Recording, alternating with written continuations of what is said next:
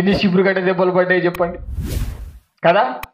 ఇప్పుడు మనం దేవుని భక్తులం అయితే, సిస్టర్లం అయితే, బ్రదర్లం అయితే మనకి తగ్గింపే కనబడదు. కొంతమంది చూడండి బయట ఏం చేస్తారు, ఓ పైనుంచి కింద బోల వేసుకొని ఇక నేను అది కనీసం వాళ్ళు మాట్లాడడానికైనా, కలవడానికైనా, సమాధాన పడడానికైనా, ప్రేమ చూపడానికైనా వాళ్ళకు చేత కాదు. ఎంత హైటెక్లో ఉంటారంటే ఈ కుమారుని జాబితాలో రాగలరా అనే ఆలోచన వస్తుంది. అయితే మరి ఆ కుమారుణ్ణి, హల్లెలూయా, ఏ బాలుడు ఆయన? ఇనుపదండములతో ఏలేటువంటి బాలుడు. Praise the Lord. మనం కూడా ఎప్పుడు అంతేనండి, దైవ సేవకులు కానీ దేవుడు కానీ మన మధ్యలో తగ్గింపు ప్రేమతో మనతో మాట్లాడుతున్నాం, మనం చిన్న అంచనా వేసుకుంటాం. కానీ ఆయన చిన్నాడిగా నువ్వు తక్కువ అంచనా ఎప్పుడు నీ జీవితంలో వేసుకోవద్దు. ఎప్పుడైతే మనం ఈ చిన్న అంచనా వేసుకుంటామో అక్కడి నుంచి వాసిపోద్ది మనం. అందుకే మనకు శిశువు పుట్టెను అన్నాడు. ఆ శిశువు ఎవరంట? ఇప్పుడు ప్రకటన గ్రంథములో 3వ అధ్యాయంలో ఉందా మాట, చదువుదాం.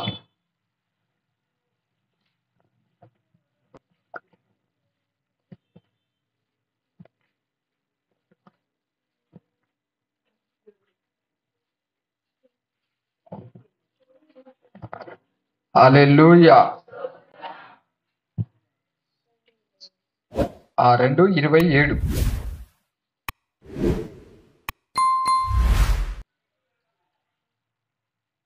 చదవండి. 26 నుంచి చదవండి. 2:26. నేను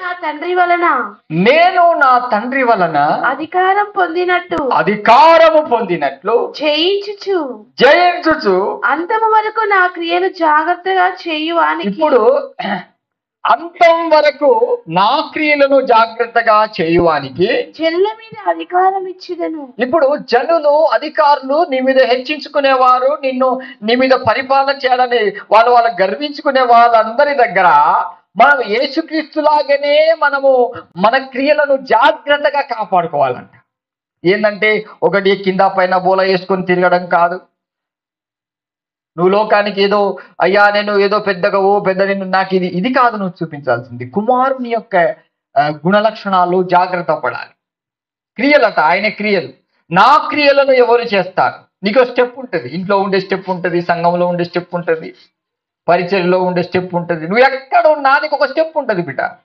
ఆ స్టెప్లో ఏముండాలి నీకు తెలుసా? కుమారుని యొక్క క్రియలన్నీ జాగ్రత్త చూసుకోవాలి. నువ్వు చదవాలి. అప్పుడు జనుల మీద అధికారం ఇచ్చిదను. అతడు ఇనుప దండంతో వారిని ఏలును. వారి కుమ్మరి వారి పాత్రల వలె పగలగొట్టబడుదురు. మరియు అతనికి వేకువ చుక్కనిచ్చిదను. సంగములతో ఆత్మ చెప్పుచున్న మాట చెవిగల వాడు వినుగా. ఇక్కడ మనము జాగ్రత్తగా ఉండాలి. మనం జాగ్రత్తగా ఉన్నప్పుడే మన మీద గర్వించిన వాళ్ళు, మన మీద హెచ్చించుకున్న వాళ్ళను ఎవరు పగలగొడతారు? ఆయన పగలగొడతాడు. అందుకనే ఉండి నీ కుండ పగలగొడతాడు అన్నప్పుడు మీరు ఏమనుకుంటారు? అనే ఏదో సినిమా డైలాగ్ ఎత్తాడు అనుకుంటారు కదా. కొంతమంది అలాగే అనుకుంటారు, వాళ్ళది అదే లోకం కాబట్టి వాళ్ళు అలాగే ఆలోచిస్తారు. కానీ దేవుడు పగలగొడతాడు నీ తలకే, నీ మైండ్, నీ ఆలోచన. గర్వించుకునేవు గర్విష్ఠులను ఆయన ఇనుప దండములతో ఏలనయ్యున్న శిశువు. Praise the Lord. ఇనుప దండముతో ఆయన ఏలాలి అంటే ఆయన ఎప్పుడు కూడా నీ క్రియలను ఆయనలాగా నువ్వు చూసుకున్నప్పుడు నీలోనే ఉంటాడు ఆయన. ఆమె శిశువు అనేది తక్కువ అంచనా వేసుకోకూడదు. దేవుడే పరలోక రాజ్యంలో, దేవుడే భూమి మీద. అంటే మనం ఎలా ఇంకే జాగ్రత్తగా ఉండాలి. దేవుడేదో తగ్గించుకుంటే మనం ఎంత అనుకో ఆటోమేటిక్గా అన్ని. కానీ మనకు ఒక ఫీలింగ్ ఉంటుంది. మనకు ఏంటిదంటే నేను ఫలాని స్టెప్ నేను ఒక హై కేటగిరీలో ఉన్నాను కదా. చూడండి, ఒకవేళ నిజంగానే నీకు తగ్గింపు, దీనత్వం, మంచి మనసు, నా ప్రభు దగ్గర నేను ఏ పాటి వాడిననే మంచి మనసు నీకు వస్తే ఇక నువ్వు ఆయనను చూడాల్సింది పశువుల పాకలో ఉన్నాడు, చిన్నపిల్లలుగా ఉన్నాడు, పసిపిల్లాడుగా ఉన్నాడు అనే ఆలోచన నీకు రాదు. నీకు వచ్చే ఆలోచన ఒకటే, ఆయన పశువుల పాకలో ఉన్నా, సత్రములో ఉన్నా, సిలువలో ఉన్నా ఎలా చూస్తావు తెలుసా? ఆయనను రాజుగా చూస్తావు. హల్లెలూయా.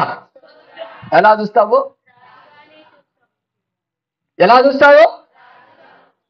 ఎక్కడ ఉన్నా ఆయన రాజే. ఆయన పుట్టుకే రాజకీయం. ఆయన పుట్టుకే ఒక రాజకీయ మకుటం. ఆయన పుట్టుడుతోనే రాజుగా పుట్టాడు. ప్రైజలా. అందుకే హేరోదు రాజుకు దడిచిపోయింది, వామ్మో ఈయన పుట్టాడంటే నా రాజ్యం ఇక పోతుంది. ఎన్ని రోజులు పాలిస్తాడు వీడు భూమి మీద? నరేంద్ర మోడీకి భయం పట్టేసింది, క్రైస్తవ జోలికి పోయాడురా నాయన, ఇక నేను తగ్గాల్సిందే అనుకుంటున్నాడు. ఇక ఇన్ని సంవత్సరాలకి ఇలా క్రిస్మస్ మెసేజ్ నాకు నవ్వు వచ్చింది. దేవా నా ప్రార్థన ఆలకించినావా, చూడకినావా, నా ప్రార్థన ఆలకించినావా,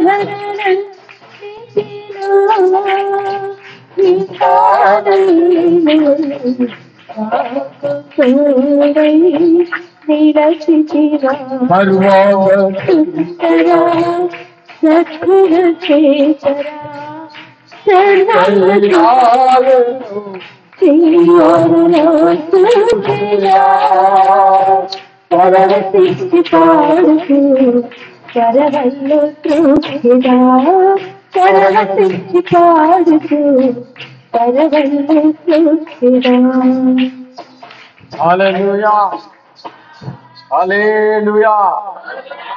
ప్రభు ఈ రోజున ప్రతి కుమారునికి చెప్పే విషయం ఏంటంటే, నువ్వు కుమారునిగా స్పందించి ప్రార్థిస్తే రాజ్యాలలో ఉన్న రాజులను కూడా ఆయన కదిలిస్తాడు. అదే ఈ రోజున స్పీచ్ ఇస్తుంటే, ఒకప్పుడు 2020లో క్రైస్తత్వమే లేకుండా చేస్తానని ప్రగల్భాలు పలికిన భక్తుడు కదా. 2025 వచ్చింది, 25లో ఇజ్జత్ లేకుండా చెప్పుకోవాల్సి వస్తుంది. ఇప్పుడు ఆయనే ఆ బాలుడు, యేసు బాలుడు.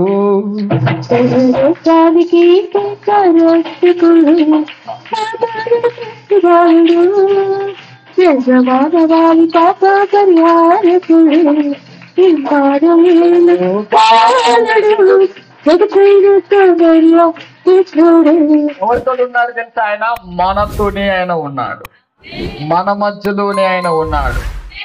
క్రైస్తవుల మీద ఎవడైనా దాడి చేసి హెచ్చించుకుంటే ఆయన ఇమ్మానుయేలుగా మనతోనే ఉండి నడిపిస్తూ ఉంటాడు. ఒక్కొక్క సమస్య మామూలు సమస్యలు కావు.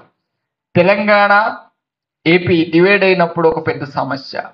666 ముద్ర వస్తుందని చెప్పి హిమ్ ప్రాజెక్ట్ ద్వారా ప్రజలందరూ మోసపోయిన ఒక్కొక్కటి దేవుడు చూపిస్తూ, ప్రార్థన చేస్తూ, మాట్లాడుతూ, అసలు నేను ఏం చేస్తాను, నేను చూస్తే బయట అందరికి ఎలా కనబడుతుంది, ఏం లేదు, మామూలుగా ఏదో అట్లాగానే ఉంటుంది. నాకు సీక్రెట్ వేరే ఉంటుంది. అది ప్రపంచంలో ఉన్న సేవకులు, ఆత్మీయులు, పరిశుద్ధులు, ప్రపంచంలో ఉన్న ప్రధాన మంత్రులు, ఈ భూమి మీద ఏమేమవుతుందో ఆ బాధ్యత మొత్తం నా మీదనే ఉంది. నేను అలాగే ఫీల్ అవుతాను ఎప్పుడు కూడా. నేను కేవలం మీతోనే ఉన్నాను, మా సంఘంలో భక్తులే ఉన్నారు, ఇక వీళ్ళ లోకం వీళ్ళది, మీ లోకం మీది, నాది అలాంటి ఆలోచన కాదు. కన్నీటి ప్రార్థన చేస్తుంటే లోపల అడుగుతూనే ఉంటాను, ప్రభా ఇజ్రాయేల్ ప్రజలు బాగా యుద్ధం, మొన్నటి వరకు ఇంత ఘోరమైన యుద్ధం జరిగింది, మీకు ఆ విశ్వాసం ఉందా ప్రార్థనకి జవాబిచ్చాడని? ఎంతమంది నమ్ముతున్నారు? ఆమేన్. ఏంటే మీరు కొద్దిగా గ్రహిస్తున్నారు, మంచిది, చాలా సంతోషం. ఇంకా బాగా గ్రహించాలి మీరు. పాలస్తీనా మధ్యలో, ఇజ్రాయేలు ఇరాన్ మధ్యలో భయంకరమైన ఈ నెలలో ఆగాలని ప్రార్థన చేశాం, దేవుడు ఆపేసి. అంత గొప్పోడండి. ఎవరి కోసం అడిగాను తెలుసా? ఆయన పుట్టుక రోజుని ఎవడైనా మధ్యలో అడ్డుపడితే సూర్య చంద్రులను ఆపిన వాడు ఆయన మహిమ నిమిత్తం దేశాలను ఆయన స్వాధీనంలో పెట్టుకుంటాడు ఆయన. ఆమేన్. నువ్వు కూడా అలాగే ఉండాలి. నేను కూడా క్రిస్టియానిటీలో ఉన్నా, నాకు కూడా బాధ్యత ఉంది.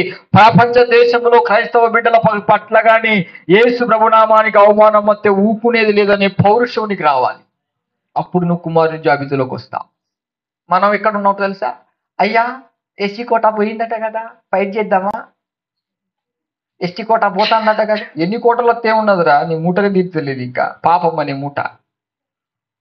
రిజర్వేషన్ ఇచ్చినా నీకేమైనా ఉద్యోగం వచ్చేట్టుందా ఇప్పుడు? ఎందుకు దాని గురించి చేయి చేయి చేయి చేయి అని కొడతావు కదా?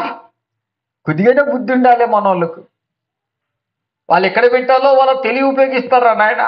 అదే రాజ్యాలు నియమించిన మహారాజు కొరకు నువ్వు కష్టపడు, నువ్వెక్కడున్నా నిన్ను సింహంలా తయారై. ఈ రోజున యుద్ధం ఆగిపోయింది, పండగ నడుస్తూ ఉంది. హల్లెలూయా. మనకు ఏదైతే అనుకున్నామో, ఏ ఏ ఏ ప్రధానమంత్రి అయితే గర్వపడ్డాడో, కనీసం క్రిస్మస్ కి గత 5 సంవత్సరాల నుండి చూస్తున్నా నేను, 5 కాదు 10 సంవత్సరాలు ఇప్పుడు పరిపాలన ఆయన నరేంద్ర మోడీ పాలించబట్టి, ఏ ఒక్క రోజు హ్యాపీ క్రిస్మస్ అని ఏ ఒక్క క్రిస్మస్ రోజు నేను చెప్పింది చూడలేదు. పోయిన సంవత్సరం కొద్దిగా బెండ్ అయిండు, ఈ సంవత్సరం ఇక వచ్చే సంవత్సరం చూస్తురు కానీ మీరు. రైజలా. అయితే దేవుడు కూడా నీకు అంటున్నాడు, నువ్వు నా కుమారులాగానే నువ్వు ఆలోచించు. ప్రపంచ దేశంలో ఎక్కడ ఏది జరిగినా, ఆయన నామానికి అవమానం వచ్చినా, క్రిస్టియాలిటీ ఏదైనా జరిగినా ఐఎమ్ రెడీ అన్నట్టుగా. మనం ఎలాగుంటాం? మా ఇల్లు, నా కుటుంబం, నా కొంప, నా కొడుకు, నా భార్య, నా బిడ్డ, ఇదే ఇక్కడే మనది. అక్కడ దాకా పోనీయాడు సైతాన్ గాడు. ఇదంతా ఇదే, నీకేం సంబంధం ఉన్నది వచ్చుండేను. ఇలాంటి వాళ్ళు దేవుని కుమారులు జాబితాలో రారు. హల్లెలూయా. గమనించండి, అంత పెద్ద ప్రధానమంత్రులు ఎంత ఆయన దగ్గర, నేను యాక్టివిటీస్గా తీసి పడేస్తానంతే. చాలా మంది క్రిస్టియానిటీ ఏదో లోపాన్ని చూసి, ఎక్కడో చిన్న లోపం ఉంటుంది దాన్ని చూసుకొని, ఓ ఇక క్రైస్తవులు ఇట్లా చేస్తారు అట్లా, వాళ్ళ లోపాలు చూడమే వాళ్ళ బతుకు. అది వాళ్ళ దగ్గరికి వచ్చినప్పుడు తెలిసింది. హల్లెలూయా. వాళ్ళ దగ్గరికి వచ్చినప్పుడు తెలిసింది. ఈ రోజున ప్రభు మనల్ని, నువ్వు కుమారుని లాగానే ఆలోచించడం ప్రారంభించాలి. Praise the Lord. అయితే ఈ బాలుడు ఎవరు అనేది మనం ఇంకా కన్ఫర్మ్ చేయలేదు. ఇంకొకసారి మనం అదే ప్రకటన గ్రంథంలో చూద్దాం. అదే ప్రకటన గ్రంథంలో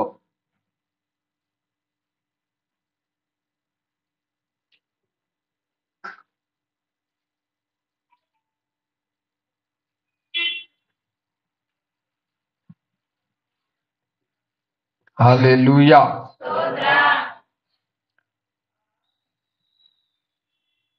12వ అధ్యాయము 5వ వాక్యం.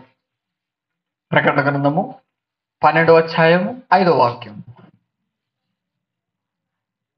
సమస్త జనములను ఇనుపదండముతో ఏలనై ఉన్న ఒక మగ శిశువును ఆమె కనగా. హల్లెలూయా.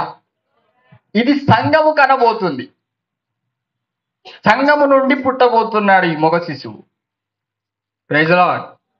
అప్పుడు మరియమ్మ కన్నది, కానీ ఇప్పుడు సంఘం కంటది.